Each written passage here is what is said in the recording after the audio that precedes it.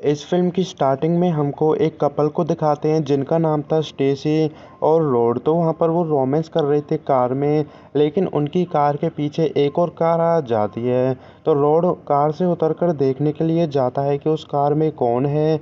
उसे लगता है कि उस कार में उसका कोई फ्रेंड है, लेकिन उस कार में एक वूमेन थी जो कि बिना कुछ सोचे समझे रॉड को मारने लगती है। ये सब देखकर स्टेसी काफ़ी ज़्यादा डर गई थी और वो कार के सभी डोर को लॉक कर देती है, लेकिन रॉड को बचाने के लिए वो डोर को ओपन करती है। बट इतने ही वो वूमेन रॉड को जान से मार देती है। इसके बाद स्टेसी को वो कार से बाहर निकाल कर वो उसको भी जान से मार देती है। अब फिल्म में हमको एक और कपल को दिखाते हैं जो कि स्टेसी और रॉड के क्लासमेट थे और उनका नाम था कैनी और जोडी। जोडी एक शेरिफ की बेटी थी जिसका नाम था ब्रेंट। तो कैनी जोडी के साथ रोमांस कर रहा था, लेकिन उसका दिमाग ख़राब तब होता है जब जोडी उसके साथ सेक्स करने के लिए मना कर देते हैं। इस वजह से कैनी को काफ़ी गुस्सा आता है और वो उससे कहता है कि हमको दूसरे लोगों से भी मिलना शुरू कर देना चाहिए। इससे जोडी को काफ़ी बुरा लगता है और वो कार से उतरकर अपने घर पर चले गई थी। वो काफ़ी ज़्यादा सैड थी। अब फिल्म में हमको अगले दिन की स्टोरी को दिखाते हैं। तो शेरिफ ब्रेंट जो कि जोडी का डैड था, वो उसी साइड पर जाता है जहाँ पर कि फिल्म की स्टार्टिंग में उस किलर ने उन कपल को मार दिया था। वो उन डेड बॉडीज़ को देखते हैं और किलर ने उनके ऊपर नो वर्जन लिख दिया था। अब इसके बाद फिल्म में जोडी को दिखाते हैं जो कि अपने स्कूल पर जाती है। वहाँ पर वो अपने बेस्ट फ्रेंड टिमी से मिलती है। तभी जोडी देखती है कि कैनी अब किसी और लड़की के साथ था जिसका नाम था सैरन। ये सब देखकर जोडी को काफ़ी बुरा लगता है। अब इसके बाद फिल्म में हमको शेरिफ को दिखाते हैं जो कि उसी स्कूल पर जाकर वहाँ के प्रिंसिपल टॉम से मिलता है और उससे किलर के बारे में बातें करता है। अब फिल्म में हमको जोडी की क्लास को दिखाते हैं। तो वहाँ पर सभी स्टूडेंट थे, उनमें जोडी भी थी और क्लास में उनका इंग्लिश टीचर था जिसका नाम था लियोनार्ड मार्लिंस्टन। तो वो उन सभी स्टूडेंट से उस कलर के बारे में बातें करता है। तभी क्लास में शेरिफ ब्रेंट आ जाता है और वो उन सभी बच्चों से कहता है कि अगर तुमको कलर के बारे में कुछ भी पता चले तो तुम मुझे आकर बता सकते हो। अब उन सभी स्टूडेंट का लंच हो गया था, तो वो लंच कर रहे थे और जोडी देखती है कि कैनी अभी भी सैरन के साथ था। तो वहाँ पर उसे काफ़ी बुरा लगता है। अब थोड़ी देर बाद वहाँ पर एनेट नाम की एक और लड़की आती है जो कि वर्जन थी और वो एक लड़के से लड़ने लगती है क्योंकि वो लड़का एनेट की पूरे स्कूल में गंदी गंदी अफवाहें फैला रहा था, लेकिन टीचर उन दोनों को अलग कर देते हैं। अब इसके बाद उस किलर को दिखाते हैं जो कि अपने वीपन्स वगैरह को तैयार कर रही थी। अब फिल्म में हमको एनेट को दिखाते हैं। तो रात हो गई थी और एनेट अपने घर पर अकेली थी। उसके पेरेंट्स घर से बाहर गए थे। तभी उसकी डोरबेल बजती है, तो वो डोर पर जाकर उसे ओपन करती है, लेकिन घर से बाहर वही किलर थी और वो एनेट को मार देती है। अब थोड़ी देर बाद घर पर उसके पेरेंट्स आते हैं। जैसे वो घर के अंदर जाते हैं, वहाँ पर वो अपनी बेटी की डेड बॉडी को देखते हैं। उसे देखकर वो काफ़ी ज़्यादा डर गए थे। अब फिल्म में हमको शेरिफ को दिखाते हैं जो कि अपनी बेटी को लड़ना सिखा रहा था। तभी उसे एक कॉल आती है जिससे उसे पता चलता है कि एनेट की भी डेथ हो गई है। तो वो उसके घर पर जाता है और घर पर अब FBI वाले भी आ गए थे क्योंकि इस टाउन में काफ़ी ज़्यादा टीनेजर्स की डेथ हो रही थी और ये केस अब बढ़ता ही जा रहा था। तो शेरिफ ब्रेंट को पता चल गया था कि वो किलर वर्जन लोगों को ही मार रहा है। ये जानने के बाद वो सीधा अपने घर अपनी बेटी के रूम में जाता है और उससे कुछ क्वेश्चन पूछता है जिससे उसे पता चलता है कि जोडी अभी भी वर्जन है। लेकिन इससे वो थोड़ा सा डर गया था, बट जोडी को इस टाइम वो कुछ भी नहीं बताता है और वहाँ से चले जाता है। अब इसके बाद वो डेप्यूटी के साथ था और वो उससे कहता है कि तुम टाउन में एक इमरजेंसी मीटिंग बुलाओ और उस मीटिंग को तुम हाई स्कूल में रखना। और उस मीटिंग में बच्चे अलाउड नहीं थे, बस उनके पेरेंट्स ही आने वाले थे क्योंकि शेरिफ उन बच्चों के पेरेंट्स को कुछ बताने वाला था। अब फिल्म में हमको जोडी को दिखाते हैं जो कि स्कूल में जाती है मार्लिंस्टन से मिलने के लिए और वहाँ पर वो उससे बातें करती है। ऐसा लगता है कि जोडी अब अपने इंग्लिश टीचर लियोनार्ड को पसंद करने लगी थी। तभी उनको डोर पर कोई दिखाई देता है और वो दोनों बाहर जाते हैं, लेकिन वहाँ पर उनको कोई भी नहीं मिलता। इसके बाद जोडी वहाँ से चले जाती है। अब उन सभी टीनेजर्स के पेरेंट्स को दिखाते हैं जो कि स्कूल में आते हैं मीटिंग के लिए। तो वहाँ पर सभी पेरेंट्स थे, उनमें कोई उनका बच्चा नहीं। अब फिल्म में हमको जोडी को दिखाते हैं जो कि उसी स्कूल में थी और वो उस मीटिंग को चुपके से देखती है, यानी कि उनके बातों को चुपके से सुनती है, और उसके साथ उसका बेस्ट फ्रेंड टिमी भी था। अब इसके बाद शेरिफ उन सभी पेरेंट्स को बताता है कि यहाँ पर जितने भी कत्ल हो रहे हैं वो सभी वर्जन्स के हो रहे हैं। ये सब सुनने के बाद वो पेरेंट्स काफ़ी ज़्यादा भड़क जाते हैं और वो एक दूसरे के बच्चों के बारे में भला बुरा कहते हैं, जिसकी वजह से उनके बीच लड़ाई होने लगती है।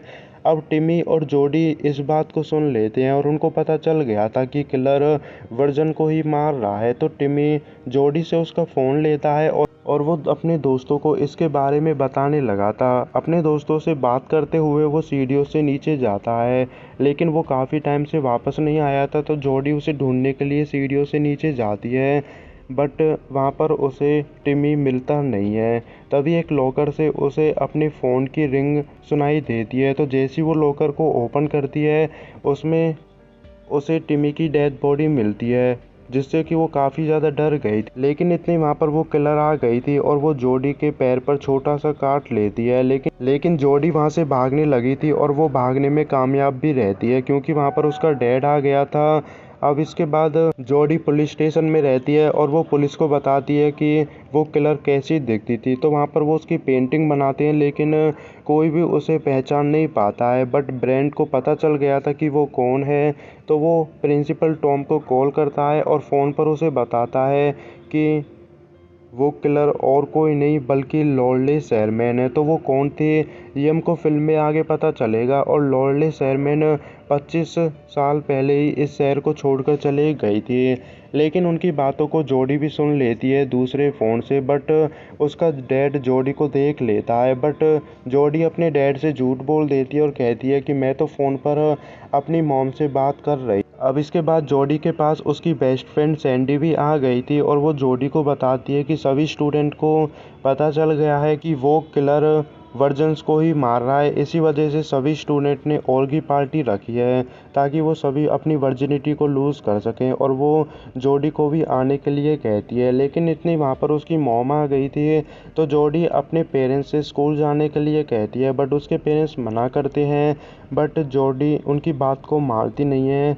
तो उसके पेरेंट्स डेप्यूटी को उसके साथ उसकी बॉडीगार्ड बनाकर भेजते हैं। अब जोडी स्कूल में जाती है और वहाँ पर वो उनके फ़ोटोज़ को देखती है जिनको किलर ने मार दिया था। इसके बाद वो कैनी से भी मिलती है। तो इस बार कैनी जोडी से माफ़ी मांगता है और जोडी उसे माफ़ भी कर देती है। तो उन दोनों के बीच में लड़ाई ख़त्म हो गई थी। तो स्कूल ख़त्म होने के बाद जोडी अपने घर पर आती है और वो अपनी मॉम से लॉर्डले शेरमैन के बारे में पूछती है। उसकी मॉम को उसके बारे में पता था, लेकिन वो अपनी बेटी को इसके बारे में बताती नहीं है। तो जोडी चुपके से लाइब्रेरी जाती है और वहाँ पर जाकर वो लॉर्डले शेरमैन के बारे में रिसर्च करती है।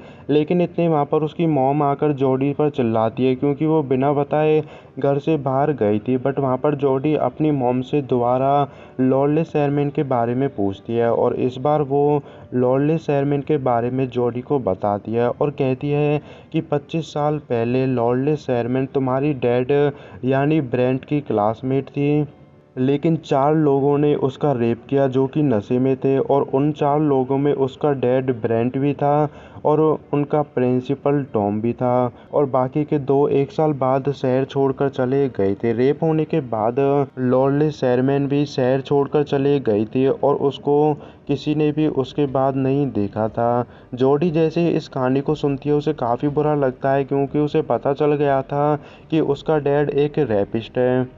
अब इसके बाद फिल्म में हमको ब्रेंट को ही दिखाते हैं जो कि उस शेरमैन के घर पर जाता है, बट वहाँ पर उसे कोई भी नहीं मिलता है, तो वो वापस आ गया था। अब फिल्म में हमको कैनी को दिखाते हैं जो कि अपने घर पर था। तो उसके पास जोडी आती है तो जोडी अपने पेरेंट्स से काफ़ी ज़्यादा नाराज़ थी, तो वो कैनी से सेक्स करने के लिए कहती है क्योंकि कैनी यही तो चाहता था। बट इस टाइम जोडी काफ़ी ज़्यादा परेशान थी, तो कैनी मना कर देता है, जिससे कि जोडी वहाँ से चले गई थी। लेकिन जाने से पहले वो कैनी को काफ़ी बुरा भला भी कहती है। अब रात हो गई थी, तो सभी बच्चे और की पार्टी करने के लिए जाते हैं और पार्टी में जोडी की बेस्ट फ्रेंड सैंडी उस लड़के से भी मिलती है जिसे वो पसंद करती थी। तभी कैनी शेरन के साथ था और शेरन कैनी के साथ रोमांस करने वाली थी, लेकिन वहाँ पर जोडी भी नहीं आई थी, जिससे कैनी काफ़ी परेशान हो गया था और वो वहाँ से चले जाता है। अब फिल्म में हमको मार्लिन स्टर्न को दिखाते हैं जो कि एक ट्रंक को अपने घर में ले जा रहा था, लेकिन वहाँ पर इतनी जोडी आ गई थी और वो मार्लिन स्टर्न की हेल्प करती है उस ट्रंक को बेसमेंट तक ले जाने में। बेसमेंट में ले जाने के बाद वो उससे पूछती है कि इस ट्रंक में क्या है, तो मार्लिन स्टर्न कहता है कि इस ट्रंक में तुम्हारा डैड है। जोडी को लगता है कि वो मजाक कर रहा है, लेकिन जैसे ही वो उस ट्रंक को ओपन करती है, उस ट्रंक में सच में उसका डैड था। तो वो कुछ समझ पाती है उससे पहले मार्लिन स्टर्न उसे बेहोश कर देता है। तभी हम वहाँ पर उसी विग को देखते हैं जो कि उस किलर ने पहन रखी थी। इसका मतलब ये था कि वो किलर कोई वूमेन नहीं थी, बल्कि वो लियोनार्ड मार्लिनस्टन ही था, जो कि उनका इंग्लिश टीचर था। वो लोगों को इसलिए मार रहा था क्योंकि वो लॉर्डली शेरमैन का बेटा था। अब इसके बाद उन दोनों को होश आ जाता है और वो दोनों बंधे हुए थे। तभी लियोनार्ड ब्रेंट से कहता है कि तुम अपनी बेटी को पूरी कहानी सुनाओ। तो ब्रेंट वहाँ पर अपनी पूरी कहानी सुनाता है और कहता है कि हम 4 दोस्त थे, जिनमें कि प्रिंसिपल टॉम भी था, लेकिन हम काफ़ी नशे में थे। बट मेरे अलावा बाकी के तीनों ने शेरमैन का रेप किया था और मैं इतना नशे में था कि मुझे कुछ पता भी नहीं था। और लॉर्डली ब्रेंट से प्यार भी करती थी और यही हमको पता चलता है कि लियोनार्ड का डैड उन रेपिस्ट में से ही एक था और वो और कोई नहीं बल्कि ब्रेंट था। इसका मतलब ये था कि लियोनार्ड ब्रेंट का ही बेटा था, वो उसी का खून था।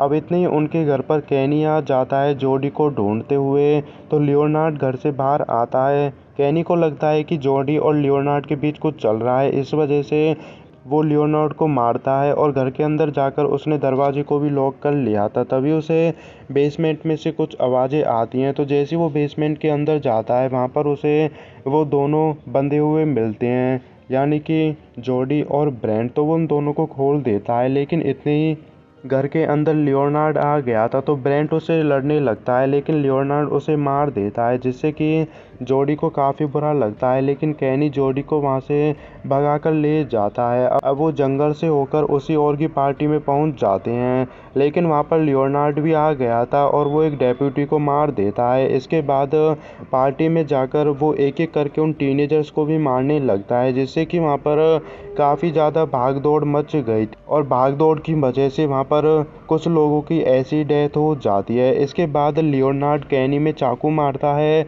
और वो जोडी को भी मारने वाला था, लेकिन जोडी उसे बालकनी से नीचे फेंकती है और वो फेंस के ऊपर जाकर गिरता है, जिसकी वजह से उसकी डेथ हो गई थी। लेकिन वो अभी मरा नहीं था, वो जिंदा था और वो किसी और को मारता उससे पहले डेप्यूटी उसमें इतनी गोली मारती है कि उसकी डेथ हो गई थी।